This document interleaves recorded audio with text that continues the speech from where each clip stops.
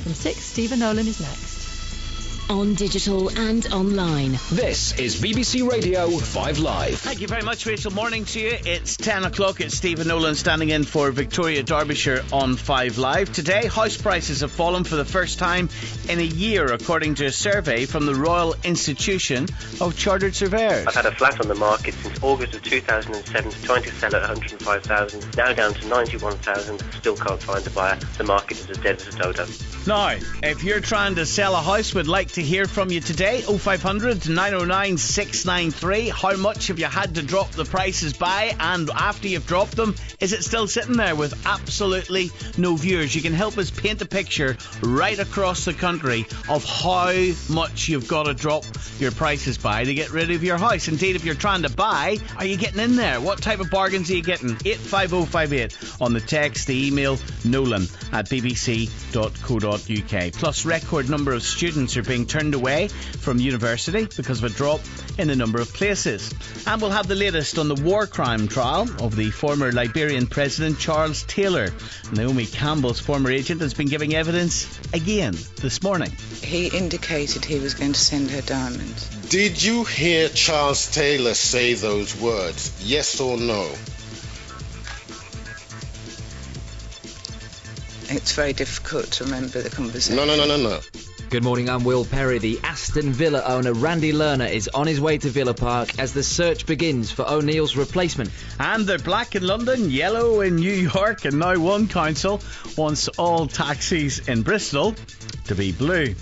Not everyone's happy. I think it's ridiculous. Seriously, I do. I think, well, look, I just bought that 2 weeks ago and I got to go and get it sprayed. Everybody out on the street, drunk or sober, knows that this is a taxi. It could be yellow with pink spots, and they'd still know it's a taxi. Time of a recession and you've got to spray your car blue. If you're a taxi driver, no doubt we'll hear from you today. 85058 on the text, email nolan@bbc.co.uk. They just wanted to cut me off my prime there, didn't they? Here's Justine Green with the 10 o'clock news. Thanks very much. Good morning. Charles Taylor's war crimes trial in The Hague has resumed this morning, with Naomi Campbell's former agent still in the witness box. Carol White's being cross-examined by the defence. The case is hinging on whether the former Liberian president gave Ms Campbell blood diamonds. Ms White says his men did give her a gift of diamonds and says it was her idea for the model to give them to charity. I definitely knew it was very illegal to take diamonds out of South Africa. I don't know how I knew that, but I knew it. And so I had a conversation with Naomi, most likely in her bedroom, because I would have been getting her up. And I told her that I didn't think that those diamonds should go out of South Africa, and my thought process was they should be given to the charity. A UN report says the number of civilians killed or injured in Afghanistan increased by almost a third in the first half of the year as compared with the same period last year. In total, more than 1,200 civilians were killed between January and June. It says insurgents were responsible for more than 3/4 of deaths. Police in Northern Ireland have confirmed that a suspicious device has been found under a car in Cookstown in County Tyrone. It's believed the target was a civilian who works for the security forces and that the device is a booby-trap bomb. Homes around the area have been evacuated. David Cameron's giving more details later on how he plans to crack down on benefit cheats. The government's already brought in the credit reference firm Experian to help it identify fraudulent claimants. Jasmine Birtles is a personal finance expert from moneymagpie.com. If you haven't borrowed very much, then you haven't built up much of a credit record. There's not a lot that can be said by the credit referencing agencies. Also, if you haven't been in this country for very long, they wouldn't have very much on you, but they could find out some sort of an idea of how much you borrow, maybe how much you've got in your account. Sean Jenkins, who was acquitted after serving 6 years in prison for the murder of his foster daughter, will not be getting any compensation. Billy Joe Jenkins was beaten to death with a metal tent peg 13 years ago. Police say the case is still unsolved. A survey suggests house prices have fallen for the first time in a year. The Royal Institution of Chartered Surveyors says the number of buyers has dropped off while the number of sellers has increased. Ian Perry is from Harvest Housing Group. Our forecasts are always that house prices will rise slowly. Some years they obviously haven't risen in the last 2 years, but taking a long view, a 10 or 20 year view, house prices have always risen slightly above the rate of inflation, and we would expect that to continue if you take that long view up to 2020. And the Coast Guard has rescued a sleepwalker who ended up in quicksand off Holy Island in Northumberland. He fell asleep after drinking at a friend's birthday party and woke up at 4 a.m. knee-deep in mud. Members of an all-boy church group camping on the mainland heard his cries for help and dialed 999. This is BBC Radio 5 Live. Hello, BBC. Call 0500 909 693. Calls are free from most landlines, but some networks and mobile operators will charge. Text 85058. Text will be charged at your standard message rate. This is 5 Live. Here's the sport now with Will. The Aston Villa owner, Randy Lerner, is due to arrive at Villa Park this morning as he starts that search for a new manager. One of the early favourites to replace Martin O'Neill is the USA coach Bob Bradley. The American says he'd love to manage in Europe. Others linked with the jobs: Sven-Göran Eriksson, Martin Jol, Gareth Southgate and Alan Kirbishley, who has the backing of the former striker Dion Dublin. Former Villa owner Doug Ellis believes Lerner will choose the right replacement for O'Neill. He's urged Villa fans to never forget the club is bigger than any one man. Craig Levein has threatened to end David Marshall's Scotland career if the keeper plays for Cardiff tomorrow night. Marshall has an elbow injury causing him to leave the Scotland camp preparing for the friendly with Sweden. Levein says if he plays in midweek, I don't think he'll be back in the Scotland squad. Following reports that Blackpool's players hadn't been paid their bonuses for Premier League promotion, Blackpool chairman Carl Oyston says they have now been compensated. And after Britain's success at the European Swimming Championships yesterday, it's been a disappointing morning for the breaststrokers in Budapest. 2012 hope Acheng Ojulu Bushell failed to qualify for the semi-finals of the 100 metres, while Kate Hayward was disqualified in her heat. OK, thank you very much indeed. Morning to you. 6 minutes past 10 o'clock. 5 Live, the name of the game. We're talking about house prices this morning. They fell last month. This for the first time in a year, according to the Royal Institution of Chartered Surveyors. Now, the organisation says more estate agents across the country are reporting prices falling as the market again gets overloaded with sellers and buyers stay away. Backs up similar surveys by two of the largest mortgage lenders. We're wanting you to help us paint a picture this morning across the country of what it's actually like on the ground when you're trying to sell your house. How much have you had to reduce it by? How angry are you that this house price bubble was allowed to happen in the first place? Who are you blaming? Indeed, there might be some of you that are sitting back. You didn't get involved in what you might perceive as the greed. You're sitting back and you're thinking, let them fall even further and further and further. You want it to happen so your kids will be able to buy a house in a few years' time. Want to hear from a range of you this morning. 0500 909 693. No doubt the property developers will get a look in. They'll get mentioned. Any sympathy for them? On the email nolan@bbc.co.uk, the text 85058. Let's get a sense then of where we are. The Chief Executive of the National Association of Estate Agents is Peter Bolton King. Peter, good morning to you. Good morning to you. It's just the usual, Peter, isn't it, that when we talk to an estate agent, they'll always talk the market up, and it's not as bad. But down for the first time in a year. Yeah, I mean, but I said this was going to happen, quite honestly. And, you know, what about all those... First estate agents ever done that. Well, no. But what about all those people last year who said, no, prices are not going up. You're talking a load of rubbish, Peter Bolton King. You're in the comedy shop. And prices went up by 9-10% last year, which people generally weren't expecting. And this is the problem at the moment. It is all over the place. We're in an uncertain period. And, our members, although prices have come down, which is fine, we said they would come up and down and sort of bubble along. But our members yesterday in our report said that actually July was, funnily enough, very busy. And although prices have come down, they were reporting increased sales compared with June. So, it's not all doom and gloom. So you're reporting increased sales on lower value properties? Yes, that's what our members reported last month. But again, I would urge caution on this because, somebody said to me this morning, I wish everybody would stop doing these monthly surveys because you cannot look at a month in isolation. Let's look at a quarter at a time. So, we're in for a rocky patch. It's going to go up and down. But I can take you to parts of the country, and I was talking to somebody this morning, South London, where there are loads of people after very few properties at the moment. So it's patchy. Yeah, well, London's a different market in itself, isn't it? And there's actually an ultra prime market, the 5 million plus homes in London. There's still a demand for those, and indeed they're going up. No, I wasn't referring to the top end because the reports that have come out have talked about most of the top end is going to overseas buyers. I was talking about sort of normal properties. But if you don't want London, I can take you to North Wales to it's dire in Wales. No, it's not. I was talking to one of our members on the Anglesey and that area of Snowdonia, except for 1 month in March, has had a better year this year every month than he did last year.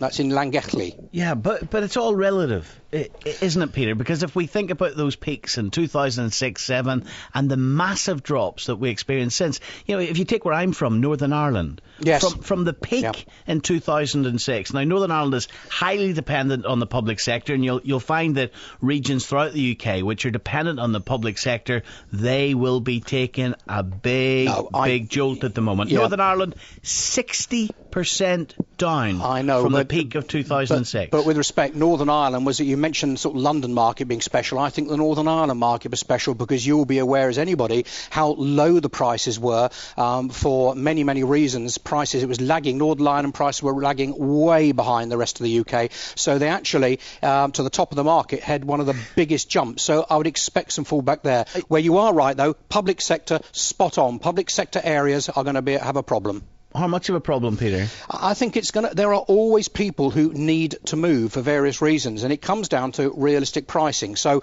the problem we have at the moment is there is no such thing as a single market. There's not even a single market in a particular city or town. It depends on the type of property and the demand for each bit of the area. Stay with me, Peter. Jonathan Davis, an economist and investment advisor with us this morning. Morning to you, Jonathan. Hi, Stephen. Nice to talk to you again. Melanie Bean, Director at Mortgage Broker Private Finance. Morning to you, Melanie. Good morning. And Kevin Thomas, who put his house in Sutton Coldfield on the market in February. Still haven't got a buyer, Kevin. Morning to you. No, absolutely not. From February this year through to August now, and a trickle of viewers rather than a deluge, let's say. I guess you just heard Peter Bolton King this morning, Kevin, suggest that look, if you price your house at the right amount, it'll go. Well, I mean, it's priced based on what the agents tell us, and you get competitive quotes off both, and you take the best one, so you get a feel. And the reality is, since February, we've had probably 1, maybe 2 viewings a month since February on average. And of those that have offered, which has been 2 or 3 over that period, they're all coming in 10 to 12% below the asking price. They're looking at 9 or 10 properties, and they're taking a chance on someone being vulnerable enough to have to take that decision. And why wouldn't they? Exactly. Yeah, you do exactly the same. But I personally support the view that there are, certainly in our area, at the mid-price range. We're in the 220 bracket, so modest detached family home in the suburbs, that there are far more sellers than buyers, and it's massively a buyer's market, and we've just got to sit it out and wait for it to balance itself out. So what this survey, it's out today from the Royal Institute of Chartered Surveyors. Let's just have a look at what it actually has said. It said that house prices have fallen for the first time this month. This is since June 2009. Why is that significant? First time, July 2010. That's, of course, after the emergency budget by this new coalition government in June, when we're talking about cuts, and more cuts. So is that negative sentiment? Are people starting to rein themselves in, realise that they can't afford the huge mortgages they took on? And Jonathan Davis, what is that going to do to house prices in the future? This survey, there's a negative reading, Jonathan, published by the RICS today of -8, and that's consistent. Without getting into the psychobabble about this, that's consistent with the slippage in prices of about 2 to 3% for the second half of this year. That's what that would predict. Yes, it's about time too that the estate agents have finally got to grips with reality. You've got the president of the National Association of Estate Agents there saying that there are special parts of the country which is a load of nonsense, because every single part of the country went up 300, 400, 500% over the last 15 years. Therefore, in this downturn, which has started, in fact, in 2007, and now we see the continuation of the downturn, every single part of the country will go down. And in short, I'm looking at a 30% fall in prices absolutely everywhere from this point. In other words, if prices are already down 10 or 20%, you can add on a further 30% onto that over the next 2 or 3 years. Peter? Well, I'm prepared to put some money on this, Jonathan. You and I have talked about this before. There is a big problem in this country, which is unlike America and other parts of the world, where we have an overall shortage of property. So, not true. There are 700,000 empty homes. The reason why the market is deteriorating is fourfold. One, buy-to-let is down 80%. 2, there is no mortgages out there. Mortgage numbers are a half of what they used to be.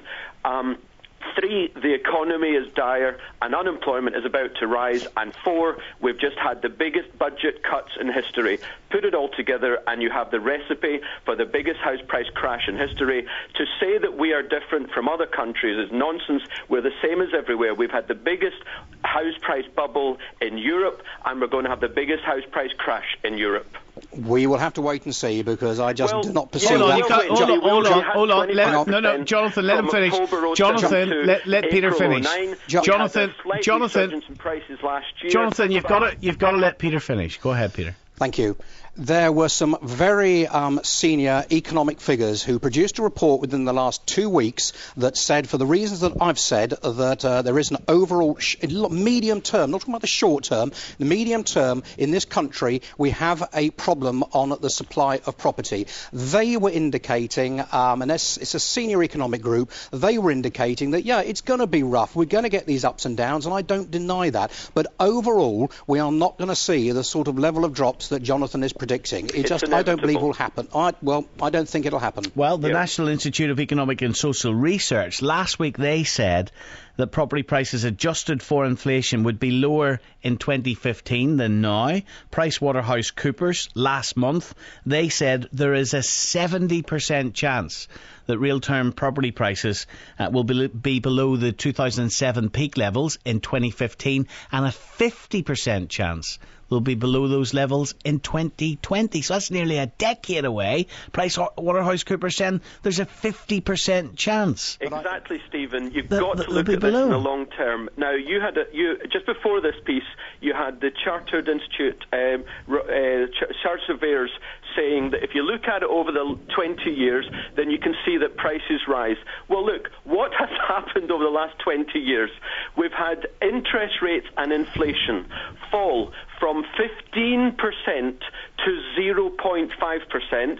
We've had unemployment fall. We've had debt and credit go through the roof.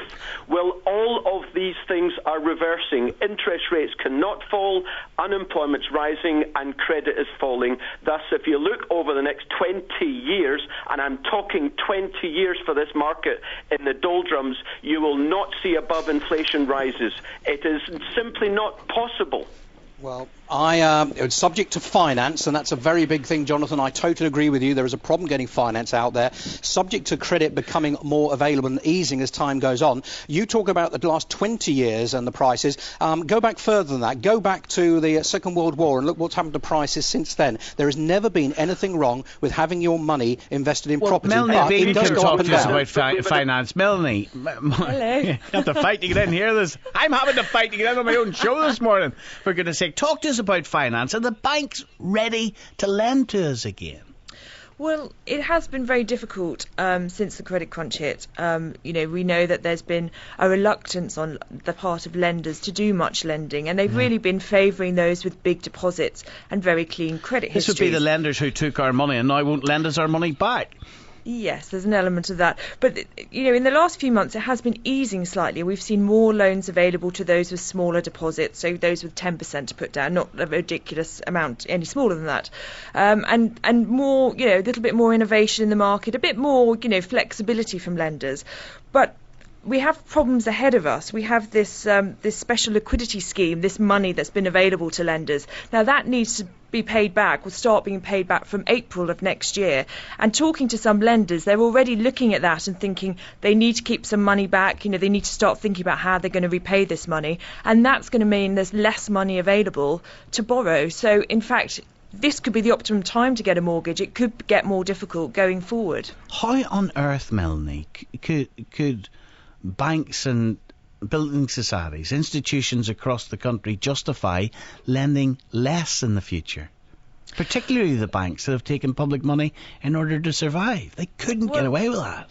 It's about money being available, and they're under huge pressure to be more responsible in their lending.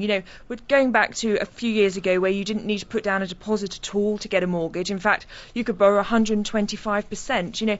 That sort of, reckless lending in many cases. That's all. We've gone almost now too much the other way. There's more caution than perhaps is required, and that is having an effect on people's ability to get a mortgage. Listen, there are people calling from all over the country: Winchester, Bristol, Wiltshire, Wolverhampton. We'll hear about some of these house price falls, how much you're having to drop your prices by. 0500 909 693. If you are a buyer and you're getting in there, what kind of bargain can you get? How hard are you trying to drive the bargain with these vulnerable, as someone put it, house sellers and indeed the property developers? Who do you blame for all of this? And these property developers that have been getting in there and are in big trouble now. Any sympathy there? Loads to talk about this morning. The first house price fall last month for a year.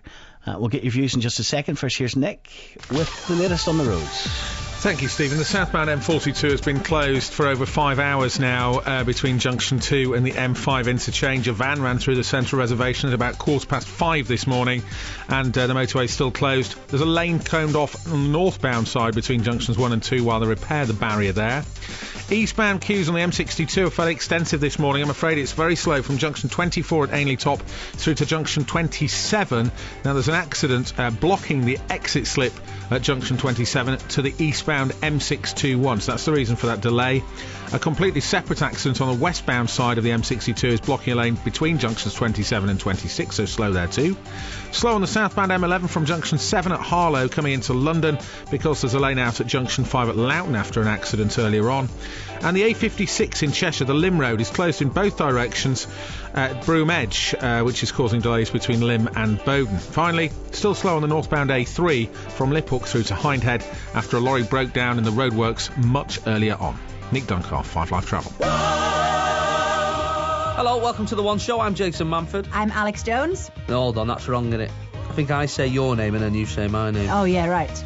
She's Alex Jones. He's Jason Manford. Is that it? We get it right on Monday, won't we? Yeah. Jason and Alex make themselves at home on The One Show. Starts Monday night live from 7 on BBC One and the BBC HD channel. Loads of you across the country calling us, as I say, 0500 909 693. Let me give you a sense of some of the texts coming in this morning. JC says, Stephen, I've been looking for a house in Swansea and several houses I've viewed have wanted 150 grand more than they were bought for at the height of the bubble in 2007. That's 60% more than they paid 3 years ago. Asking prices in my part of the UK are just ludicrous, says JC. If it'll be great, says Jim in Manchester, if the house prices crash, if we can sell cheaply, we can buy cheaply, so we owe the banks less, and the banks are the only beneficiaries of high prices. Once upon a time, says this guy from Edinburgh, a graduate engineer such as myself could get a decent home for 3.5 times your income. But I'll soon be leaving this country for another where quality of life is better and homes are more affordable. The simple thing is this: house prices are far too expensive, and that is ruining the economy. I say the recovery happens when they fall, not rise. And come on, do you expect them to rise forever? Peter Bolton King, just before we go to our callers this morning, you're the chief exec of the National Association of Estate Agents. This RICS survey that's out today is predicting what, 2 or 3% of a fall in the second half of this year. That's not much. Let me talk about PricewaterhouseCoopers, Peter. A 50% chance that house prices will be lower than 2007 peak levels in a decade's time, in 2020. Do you think that's on the money? No, as I explained earlier, I think that is far too pessimistic a view. Subject to, and Melanie is right in what she says, subject to finance being available, I just do not believe we'll be sitting here, well, I'll be retired by then hopefully, but I don't think we'll be sitting here at that time saying, well, look, OK, Pricewaterhouse were right. There's plenty of indications out there in this country that just won't happen. What will happen this year? Will there be a slight decrease this year? There may well be. I was predicting that actually this year would remain level. It went up in the first part of the year. It's coming down in the second part. So we'll probably end the year exactly as we were at the end of last year. And you think it's a good time to buy? If you are, look, I think there's one thing that... I nearly thought that was a stupid question. No, it's not. It's not a stupid question. I'll tell you for why. The one thing that this market, I think, has taught everybody is that you cannot regard your house as just bricks and mortar and a cash-rich cow. And I quite agree with Jonathan on that. It got ridiculous before. But that was you lot instilled that notion in us. It was estate agents up and down in every part of the country was telling us, buy this house in 6 months' time. I was part of this. I bought and sold property. Estate agents said, buy this house in 6 months' time. It'll be worth 10, 20 grand more. Jonathan, the sole positive spin that the estate agent, the mortgage broker is putting on here is subject to finance being available. There is no finance available. The banks don't have the money. As Melanie BN from Savills Mortgage Broker says, first of all, the special liquidity scheme, the banks are going to have to repay the money. On top of that, they are sitting on probably £100 billion of losses on commercial properties. Peter, I know you have to go... When they repossess those properties, you just watch them running back to the government for more money. They will not be lending for years. Peter, I know you have to go this morning. I'll give you the final word. The rest of our guests are going to stay with us. Go ahead. Okay. Final word for you, Peter. All I was going to say is that you asked a question a moment ago, and it wasn't a stupid question. Is this the right time to buy? There is one thing that this market, I think, which is excellent news, and I agree with Jonathan, it was ridiculous before, is people, I believe, have stopped regarding their property as just purely bricks and mortar and a cash-rich cow. I'm getting people who are talking to me now about a home again. And the answer to your question is if you can find that home that you fall in love with at a price that you can afford and that you are likely to be able to afford if interest rates go up a bit, which they will, Jonathan is right, then I would say grab the opportunity, because people generally are not taking a short-term view.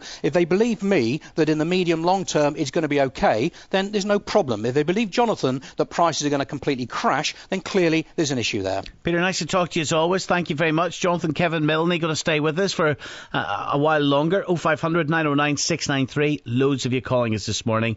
Lucy in Winchester. Morning, Lucy. Good morning. Well, you're about to complete your house purchase in the next hour or so, yes. Big question, how much did you pay? Well, the guide price, it was on for 600, and we went and saw it on the very first day it was on the market. On for 600? 600,000, You're worth a couple of quid, Lucy. No, not at all. And literally, we offered the asking price on the day it went on the market, thinking, well, that'll do it. And they didn't accept our offer and played us off against each other buyers over the subsequent days. And in the end, it went to sealed bids by the following Friday. So literally, there were two other cash offers on the table. What? People who were like us were renting and had money in the bank. And what region of the UK? Sorry, which part? Yeah. Winchester. And do you want to tell us how much you paid or not? Well, no. Well, I mean, it was a painful amount over what we wanted to pay. So you've got it now, Lucy. You can tell us. You've got the deal done. How much over 600 grand did you pay? Yeah, we paid an extra 32,000. In this market, which you paid... was painful for us because we're on a tight margin. So it was a painful extra amount to find. And Lucy, how come you must be one of the only people? I'm not trying to depress you, but how come you must be one of the only people in the UK that get caught up in a price bidding war upwards? Well, you should. If you saw the market in Winchester, you'd understand. I mean, people were queuing up for this house. Obviously, there were two other cash offers on the table, both from families that were renting. I mean, it's, a house goes on the market and they just, block out days and days of viewings. It's mad down here, and we've been watching this market for 2.5 years since we sold our house in Somerset. You know, just waiting and waiting and waiting for the moment to pounce, thinking, right, you know, prices are going to come down, and all that's happening is they're going right up again. And what do you think that house is going to be worth this time next year? If you listen to Jonathan Davis this morning, I'll be totally honest. He thinks that 630 grand house you just paid for could be worth 400 odd grand next year. Well, no, I didn't say that. Well, how much, Jonathan? 400 grand in 3 years' time. No, I do understand his point, but not in Winchester is all I'm going to say, because the schools here are fantastic. You don't need to put your kids in private school because the schools are so fantastic. Can I ask you a question? It's a beautiful place to live. Yeah, go. What was the price of that property 15 years ago? Oh, I don't know. I will tell you, £150,000. I know. Wouldn't it be wonderful seriously, have to pay wages that? gone up 400% in the last 15 years? Of course the answer is no. What has happened is that credit went through the roof. Now credit has been stopped, and that's the reason why your property, if you sign on the dotted in 1 hour, you will see in 3 years' time, I'll put this as a 99% probability, it'll be £400,000 in 3 years' time. You can't do this to Lucy. She's moving into the house for goodness sake in an hour's time. I'm trying to save her a fortune. Oh, it's very kind of you, but I honestly don't think that's going to happen here. And I promise you, I'm very prudent, because we've been renting for 2.5 years, in which we found it to be a miserable experience, waiting for things to happen. Then you make sure you send me an email in 3 years as to how much it is, because I'll be putting a note in my diary. Oh, okay. Well, I think in this occasion you might be wrong, just because you wouldn't want to bring him round for dinner, Lucy, would you? Listen, Sorry? you wouldn't want to bring Jonathan round for dinner, would you? No, not at the moment. 6 months ago, yes, but not now. Listen, good luck with the new house. Thanks very much. Thank you, Lucy. Thank you. We'll take more of your calls after the news and weather. 0500 909 693.